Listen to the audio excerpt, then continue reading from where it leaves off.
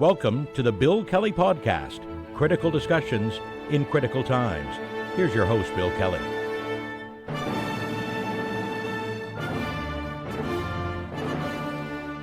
Welcome to another edition of the Bill Kelly Podcast, Critical Discussions in these Critical Times. I'm your host, Bill Kelly. Good to have you with us today.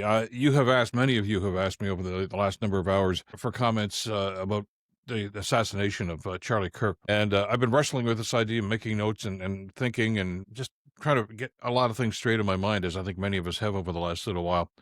And there are a few things that I think need to be said here. First and foremost, I want to start this off by saying I, like many others, condemn in the strongest possible way the senseless death, the murder of Charlie Kirk. There is no justification, no matter how large the differences, whether ideologically, politically, or otherwise, that may separate us, that justifies a use of violence for what happened yesterday. And in the strongest possible terms, we need to condemn that, and we need to actually understand that in itself is wrong.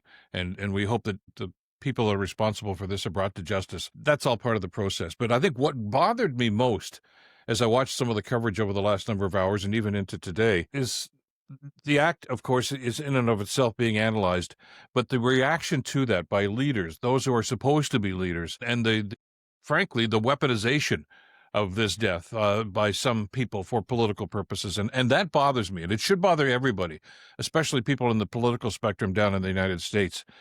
Let's cut right to the chase here, the bottom line. Charlie Kirk was a very polarizing figure. Some hated him, some loved his message, but there was a love-hate situation here, and there was no real middle ground there.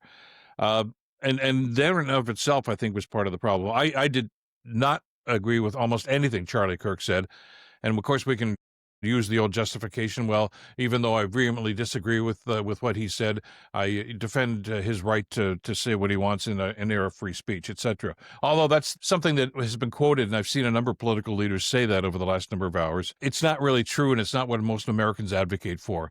Most Americans, especially on the political spectrum these days, say you have the right to free speech as long as you say something that I agree with. And if you don't, well, then we've got a problem. But the problem is how we deal with that problem of disagreement. And Kirk was a prime example of that. It's worth noting that just seconds before he was shot yesterday in Utah, he was doing a Q&A with the members of the audience, of course, and one of the audience members asked him, how many shooters in mass shootings in the United States over the last 10 years have been transgender?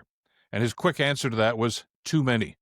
Now, I have seen no reports anywhere where that statistic has been quantified or qualified. Kirk's answer here, I think, speaks volumes about how using tragedy like this as a narrative and as a tool, as a weaponization for political or ideological beliefs. And he's well known for that. I mean, in the time that Kirk was doing his podcasts or radio shows, whatever the case might be, he was very outspoken, a very strong supporter of the right to bear arms, the Second Amendment, and in actual case, actually said, well, sometimes the tragedies that ensue because of that were necessary.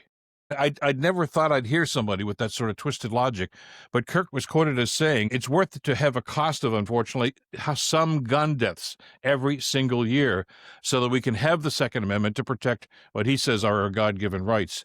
In other words, the school shootings, the mass shootings that occur in the States are necessary just to remind the Americans that they really need to have guns. Tell that to the parents of the school shootings that have occurred over the last number of years. Columbine, Sandy Hook, Uvalde, Parkland, Florida, on and on and on it goes. As a matter of fact, Google it. I did that. There's a long list of school shootings over the last number of years in the United States with tragic deaths. And that's only the school shootings. We can talk about the greatest mass shooting, the most horrific mass shooting of all time in the United States was in Las Vegas, of course, when Donald Trump was president the first time. And again, it's people that just kind of like, okay, thoughts and prayers, but they don't talk about the root reasons for this or the fact that the weaponization, literally weaponization of political ideology is becoming so rampant in the United States these days. Those are the comments that a lot of people had. Kirk was that kind of an individual. He was very polarizing. He said at one time, he says, I can't stand the word empathy. Actually, he says, I think empathy is a made-up new image term that does a lot of damage. So in other words, he was articulating there that having empathy was damaging to his ideology, his way of the way American people should be thinking. I find that somewhat counterproductive, and quite frankly, it's horrific that somebody would do that. But he had a following. Does that justify what he said? I don't think so.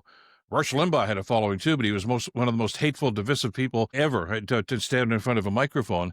But there are people that gravitate to that sort of a message. And we saw that happen, I think, with some of the reaction over the last number of years, including, by the way, last night, Donald Trump himself, who was a very close friend of Kirk's, went on national television after this and decried the murder, as world leaders and as the United States leaders should do.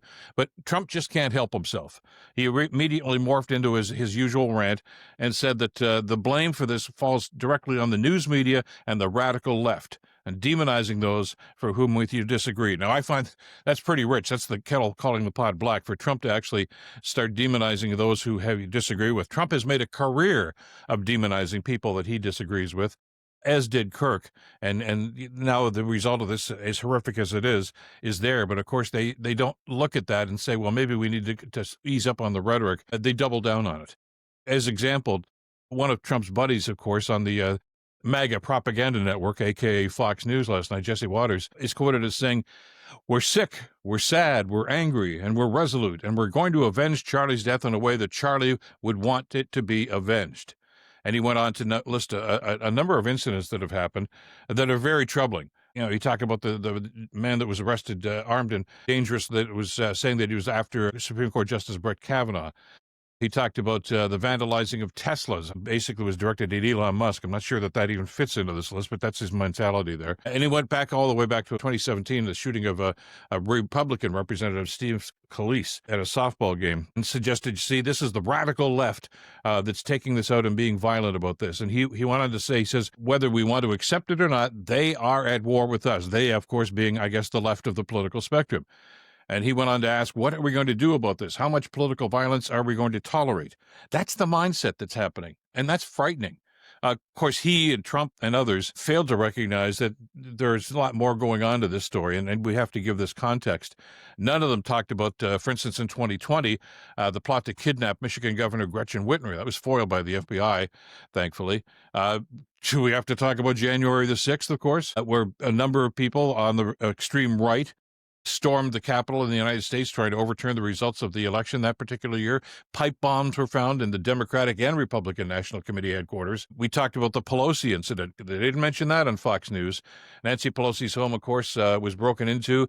She wasn't home. The plot apparently was that they were going to kidnap her. Her husband was home, her husband Paul. He was bludgeoned with a hammer, survived, thankfully. But again, there we go. Some of these incidents that have gone on, even this year. You know, and again, let's connect some of the dots here. Molotov cocktails were thrown into the house of Pennsylvania Governor Josh Shapiro during Passover. Melissa Hartman, the former House Speaker for Minnesota, and her husband were shot and murdered. Trump didn't want to go on national TV and talk about that because those were Democrats that were victimized by that. State Senator John Huffman also severely injured in a gun incident. It's happening on both sides, and this is not a tit for tat. This is, yeah, but what about the other guys? It's a problem. And what bothers me and what bothers a lot of people and should bother everybody here is the politicalization of this. It's the left's fault. If you're on the right, you're saying it's the left's fault. If you're on the left, you're saying it's the right's fault. It's everybody's fault. It's the perpetration of violence. And for those of us that have been around for a while, and I include myself in that number, we've seen this happen all too often. I lived through the assassination of John F. Kennedy. Still remember coming home from school that day and watching the coverage over that awful weekend in November, the assassination of Martin Luther King Jr. And the call by that night, of course, as the fear was that there was going to be a huge movement of Black people that were going to actually rant and rave and start terrorizing people because of the anger that they were feeling. And Kennedy got up on a flatbed truck, Bobby Kennedy, and said, don't. This is a time to heal. We can't be as bad as the people that are doing this. Kennedy himself, of course, was a victim of assassination just a couple of months after that. But we lived through that. And it happened again on both sides of the political spectrum. Gerald Ford, when he was president, survived 2 assassination attempts in just a couple of months. George Wallace was shot during his run for the presidency. Ronald Reagan was shot back in 1981, of course, outside a hotel in Washington. It's happening. And it's not left or right. It's an American mindset that's happening here, and it's violence. And I guess what I'd like to see is a discussion, and I think a very necessary discussion. How did we get to this point? How did we get to this point where we look at political disagreement or ideological disagreement as a justification for political violence? That's where the Americans are right now. And we can't look at this from our vantage point up here in Canada and say, well, poor them. It's happening here, not to the point of political assassinations yet, but we're seeing this polarization that's happening on the extreme right, militant groups that are coming forward here, and basically using people, whether it's people of color, people of different religious beliefs, as the whipping posts for what's wrong and what's happening in our world these days. And that's dangerous. We've seen that happen before. We saw it happen in Nazi Germany in the 1930s into the 40s. We've seen it happen in so many other places in the world, and it's happening here now. And we've got to address this. It's not the elephant in the room. It's right there in front of us. But nobody seems to want to address this or talk about this. It's, guns don't kill people, people kill people. Yeah, I know, but it's a mindset. Let's talk about that. It's what's going on between people's ears that seem to have put these people in this precarious position. And Charlie Kirk is the latest victim of that, but there are others on both sides of the political spectrum. And it's going to continue. It's going to get worse before it gets better until Americans finally wake up and realize just what they're doing to each other. As Ezra Klein wrote in the New York Times editorial yesterday, I think it puts it into context right now. We've got to stop the violence, and we've got to stop this victimization of basically saying that if you disagree with me, then all of a sudden that justifies I can take whatever means possible, whether it's taking up guns or whatever else, to try to eliminate the people who may have contrary political views.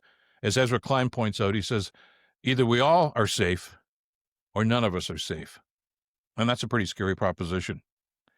That's it for this edition of the podcast. Thanks so much for being with us. By the way, if you're watching on YouTube, don't forget to hit that notification bell. Our new Blue Sky address is at Bill Kelly Podcast, okay? I know we had some concerns about trying to pick up on that, so you could please do that. Do what you can to listen to what we're doing, read some of the background material on some of the other materials that are available right now, and let's have this discussion. This is important for our future, for our kids' future, for our country's future, to have these sorts of discussions. Thanks, as always, to Madeline Kelly for the great work in producing this one. Until next time, I'm Bill Kelly. Stay in touch and stay informed. Bill Kelly Podcast brought to you by Wizen's Law, personal injury lawyers. Listen, you didn't choose to get injured, but you can choose the right lawyer. Wizen's Law, 905-522-1102 or wizenslaw.com.